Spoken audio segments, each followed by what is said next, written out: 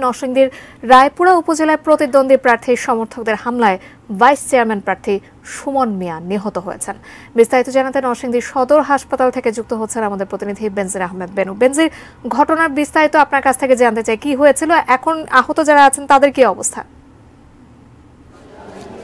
জি জাকিয়া, আপনি যেটা বলেছেন যে নরসিংদী জেলার রায়পুরা উপজেলার তৃতীয় ধাপের যে উপজেলা নির্বাচন রয়েছে তার মধ্যে নরসিংদী থেকে আমরা একটু আগেই জানতে পেরেছি যে রায়পুরা উপজেলার যে ভাইস চেয়ারম্যান প্রার্থী রয়েছেন তারা তাদের প্রচারণা চালাচ্ছিলেন রায়পুরা উপজেলার পাড়াতলী ইউনিয়নে। ওইখানে যে ভাইস চেয়ারম্যান রয়েছেন মোহাম্মদ রুবেল মিয়া, তার প্রতীক হলো চশমা এবং যিনি নিহত হয়েছেন তার নাম হলো সুমন মিয়া, তার প্রতীক হলো তারাচাবি।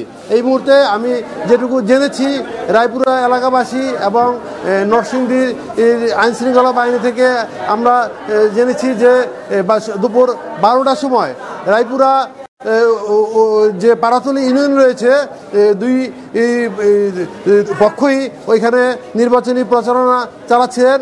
অপরদিকে রুবেলের প্রার্থীরা সমর্থক এবং রুবেল সহ তারা উস্কানিমূলক কথাবার্তা বলতে থাকে।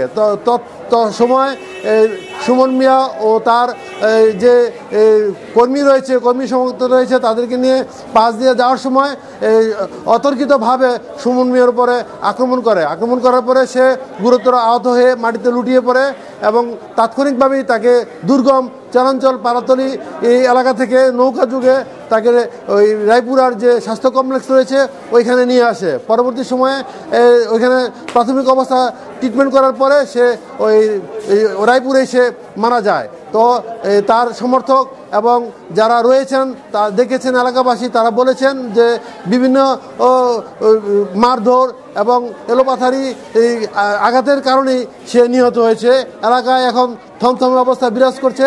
এলাকায় পুলিশ, র্যাব সহ বিভিন্ন বাহিনী এখন তাদের তৎপরতা চালাচ্ছে। পরবর্তী সময়ে আবার আমি বিস্তারিত জানাবো। জাকিয়া।